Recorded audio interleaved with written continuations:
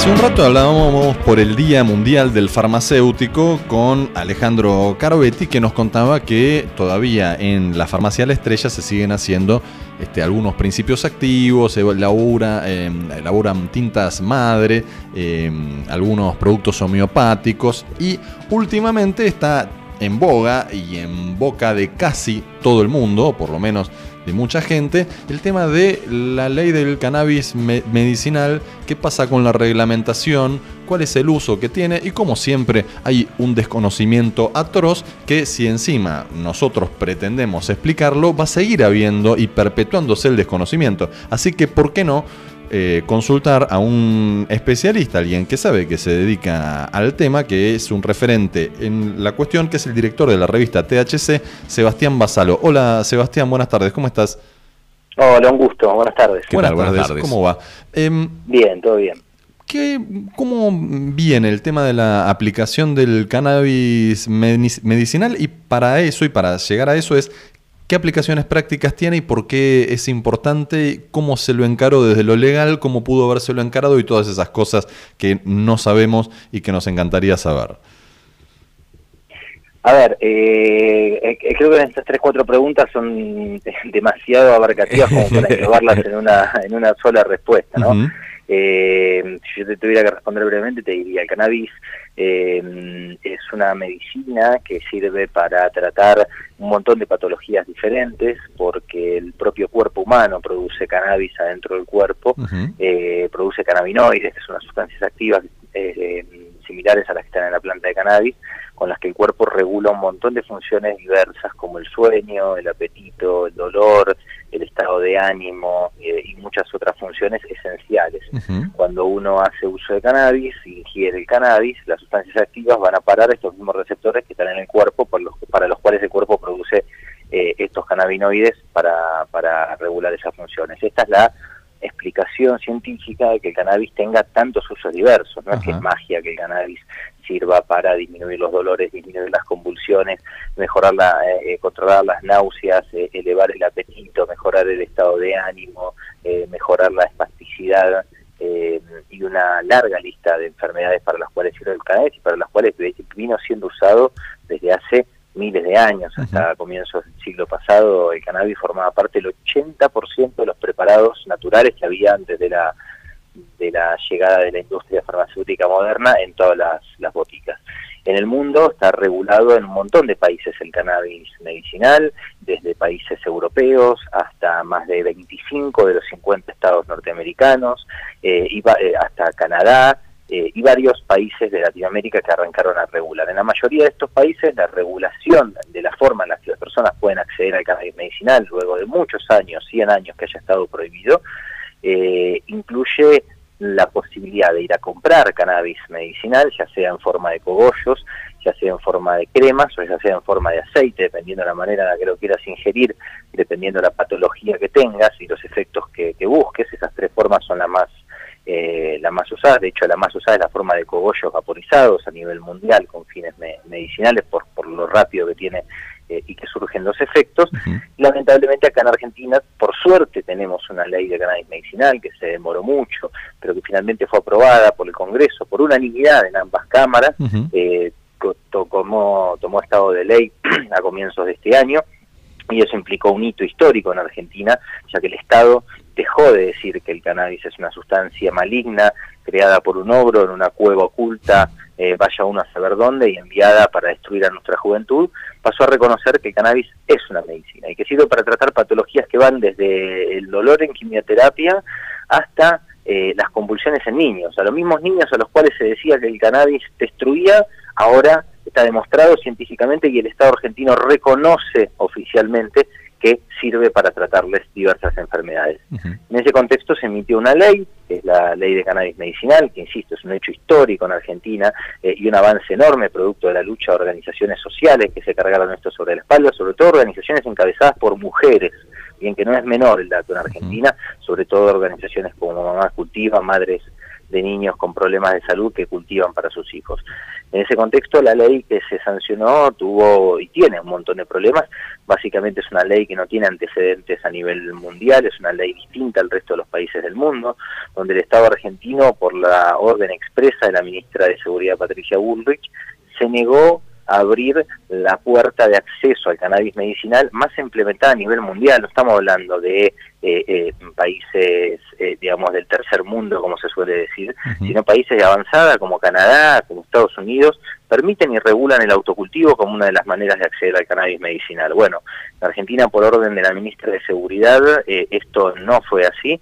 Se prohibió en la ley acceder al cannabis medicinal a quienes lo cultivan, se condenó a las madres que cultivan cannabis medicinal para sus hijos a la clandestinidad y a la criminalidad, y se ofreció como única vía de acceso al cannabis medicinal anotarse en un programa del Estado, donde el Estado va a vigilar a quienes consumen cannabis medicinal y a darles ellos mismos el cannabis medicinal. No se sabe todavía en qué tiempo, en qué forma, en qué tipo de variedades, en qué formato, y quienes no quieran acceder a este programa van a poder comprar importando un aceite de cannabis que sirve para tratar muy poquitas patologías y que cuesta $300 el frasco.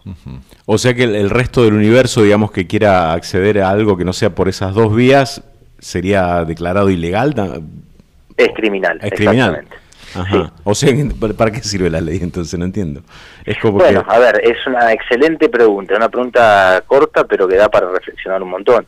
¿De qué sirve la ley? Yo creo que sirve y sirvió para que la sociedad argentina cambie muy fuerte de opinión acerca de este tema, ¿no? Que Mirta Legrand, que no hace falta decir que lo que opinaba del cannabis y de muchas otras cuestiones, desde hace tiempo sostenga en la mesa que el cannabis es una medicina y que si ella tuviera el mismo problema que tiene una madre con un hijo con epilepsia, que encontró en el cannabis la única forma de calmarlo, ella también cultivaría.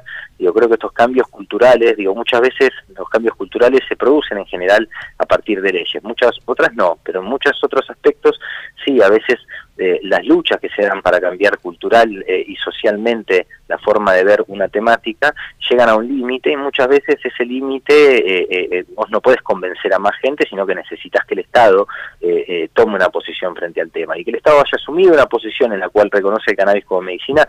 Yo creo que es un punto de avance gigantesco, enorme en la sociedad, que básicamente le perdió miedo a esta sustancia, y hoy hay un montón de personas que pueden pensar barbaridades, que hace no mucho tiempo pensaban que un pibe por hacer uso de cannabis debía ir preso de por vida, porque es un enfermo y que si fuma cannabis se convierte en un delincuente. Hoy, si no es que están usando por algún familiar el aceite de cannabis, están pensando en usarlo o al menos lo ven con buenos ojos. Yo creo que en este sentido es invaluable el cambio que se produjo. Ahora, sí, obviamente tiene una limitación muy grande, que es que todas estas personas, tanto las que venían usando como las que están interesadas, se ven frente a un problema enorme que es la limitación en el acceso a ese cannabis medicinal. Claro. Es decir, el Estado reconoció algo que ahora se niega a que la gente acceda democrática y universalmente a esa sustancia. Es el desafío a partir del cual tenemos que luchar en los próximos años para poder ampliar esa pequeña puertita que generó el Estado con esta ley que permite únicamente importar productos de afuera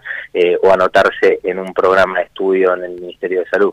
Ahora, en el argumento técnico que dan teóricamente para que el INTA o el Estado sea el que cultive y entregue el aceite de cannabis es que tal vez los principios activos que se necesitan para que sea efectivo el tratamiento no estarían cubiertos si se hace el autocultivo y la producción cada uno por su lado. Ahora, en otros químicos, con que lo dirija técnicamente un farmacéutico y que eso esté registrado en ANMAT, por ejemplo, funciona y no hay problema. ¿Por qué no con el cannabis? Básicamente es muy difícil responder por qué no con el cannabis, dado los argumentos que se brindan desde el Estado. Ese argumento que se brinda es básicamente absolutamente falso, teniendo en cuenta que hay países como Canadá, como Estados Unidos, como varios países europeos que permiten el acceso al cannabis medicinal, tanto a través de la compra de productos farmacéuticos como en los domicilios. En Canadá fue muy interesante porque hace un tiempo Canadá reguló el cannabis medicinal en el 2001 y solo después de permitir el autocultivo y la venta, solo después la restringió solo a la venta porque también hubo políticos que sin argumentos habían dicho que la gente en sus domicilios no estaba en condiciones de producir cannabis medicinal de calidad.